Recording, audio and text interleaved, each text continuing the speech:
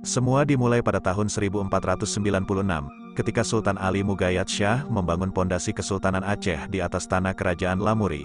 Namun, bukan sembarang kekuasaan, kesultanan ini dengan cemerlang menyatukan berbagai kerajaan di sekitarnya seperti Daya, Pedir, Lidi, dan Nakur.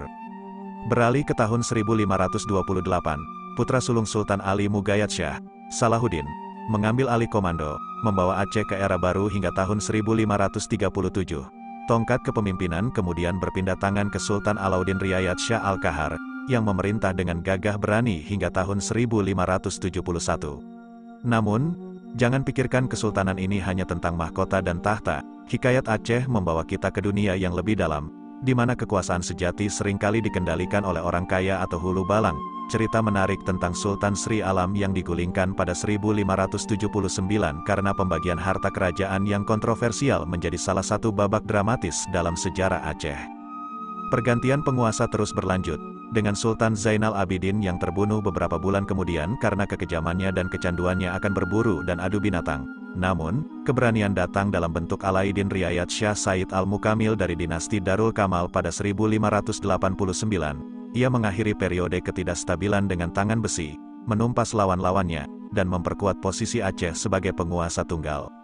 Cerita kita mencapai puncaknya pada masa Sultan Iskandar Muda, tahun 1607 sampai tahun 1636, atau yang kita kenal sebagai Sultan Mekuta Alam. Di bawah kepemimpinannya, Aceh memperluas wilayahnya hingga menaklukkan Pahang, sumber utama timah.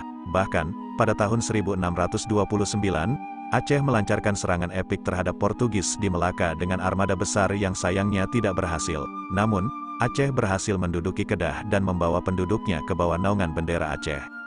Dalam era yang sama, Sultan Alauddin Riayat Shah Said Al-Mukamil menjalin hubungan diplomatik dengan Belanda pada tahun 1602. Sultan aktif berkomunikasi dengan pemimpin dunia lainnya seperti Sultan Turki Selim II, Pangeran Maurits van Nassau, dan Ratu Elizabeth I, mengukuhkan posisi kekuasaan Aceh di mata dunia.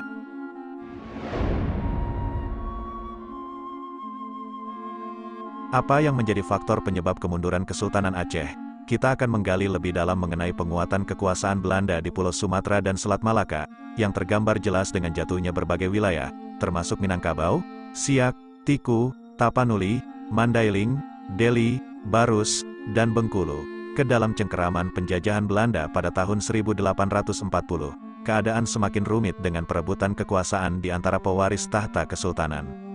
Menariknya, awal mula perebutan kekuasaan ini dapat ditelusuri hingga setelah kemangkatan Sultan Iskandar Sani.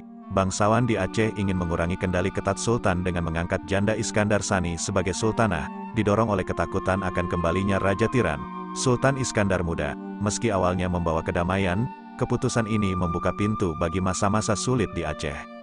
Aceh pada masa damai menjadi pusat perdagangan lada, yang membawa kemakmuran hingga akhir abad ke-19.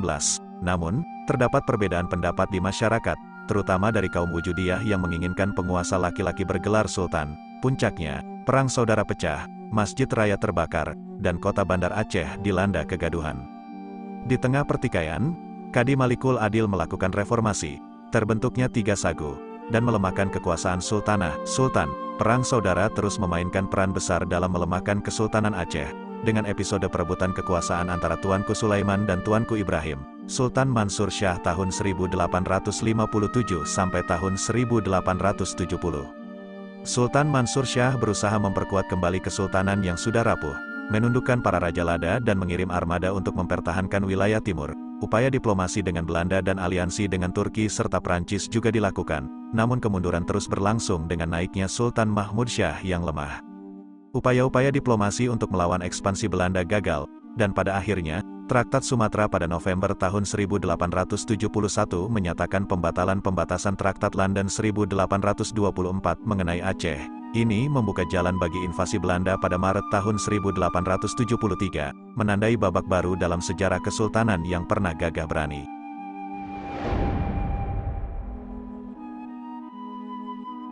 Semua dimulai pada tanggal 26 Maret tahun 1873, saat Belanda dengan berani menyatakan perang terhadap Aceh setelah beberapa upaya diplomasi yang tidak membuahkan hasil. Namun, meskipun sudah mengancam, Belanda kesulitan merebut wilayah Aceh yang luas. Perang kembali meletus pada tahun 1883, namun sekali lagi, Aceh menunjukkan ketangguhan yang sulit ditembus. bahkan pada 1892 dan 1893, Belanda harus mengakui kegagalan mereka dalam merebut Aceh. Pada tahun 1896, seorang ahli Islam dari Universitas Leiden, Dr. Christiaan Snoek Hurgronje, memberikan saran revolusioner kepada Belanda. Saran tersebut adalah merangkul para ulebalang dan menyingkirkan peran kaum ulama. Namun, baru pada masa Gubernur Jenderal Johannes Benedictus van Heutz, saran ini diwujudkan. Pasukan Marsose, yang dipimpin oleh G.C.E. van Dalen, dikirim mengejar pejuang Aceh hingga pedalaman, menciptakan babak baru dalam konflik sengit ini. Pada tahun 1879 dan 1898, Sultan Aceh saat itu, Muhammad Daud Shah II, mencoba mencari bantuan melalui diplomasi dengan meminta Rusia memberikan status protektorat kepada Kesultanan Aceh. Namun, upayanya ditolak oleh Rusia, meninggalkan Aceh terjebak dalam pertarungan melawan Belanda. Pada Januari tahun 1903, Kesultanan menghadapi pukulan telak ketika Sultan Muhammad Daud Shah II menyerahkan diri kepada Belanda setelah keluarganya ditangkap. Panglima Polem Muhammad Daud, Tuanku Raja Kemala, dan Tuanku Mahmud juga menyerah pada bulan September tahun yang sama. Perjuangan tetap berlanjut dengan ulama keturunan TGK Cik di Tiro, dan akhirnya, pada tahun 1910, TGK Mahyidin di Tiro, atau yang lebih dikenal sebagai Tengku Mayat, tewas di Gunung Halimun. Cerita Perang Aceh menjadi bagian tak terpisahkan dari perjalanan sejarah Nusantara. Di tengah kepungan dan tantangan, Aceh menunjukkan ketahanan yang luar biasa.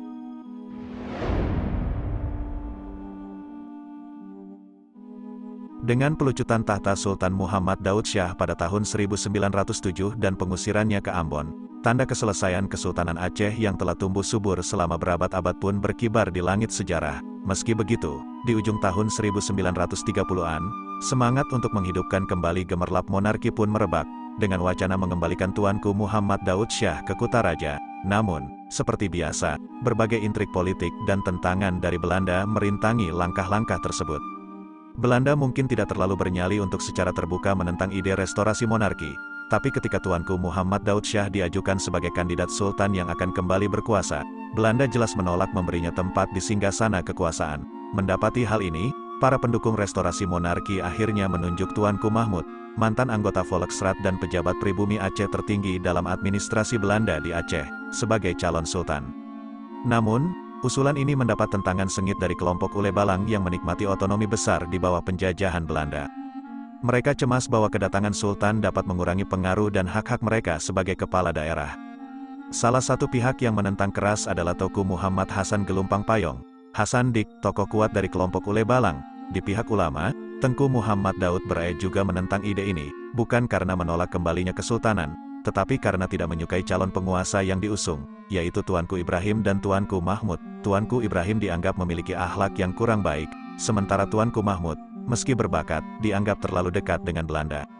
Kelompok ulama muda, terutama yang tergabung dalam PUSA, sangat mendukung wacana ini. Mereka merasa terpinggirkan di bawah kekuasaan ulebalang yang cenderung mendukung Belanda, dan mereka tidak memiliki saluran pengaduan karena Belanda selalu berpihak kepada ulebalang. Situasi ini mungkin berubah jika ada pemerintahan sultan, setidaknya sultan akan berada di bawah naungan ulama. Meski begitu, cita-cita untuk menghidupkan kembali monarki di Aceh akhirnya pudar seiring berkuasanya Jepang di Aceh. Perjuangan untuk kemerdekaan di bawah panji Kesultanan Aceh mungkin berakhir, tetapi cerita panjang Aceh masih menyimpan banyak kisah menarik di masa depan.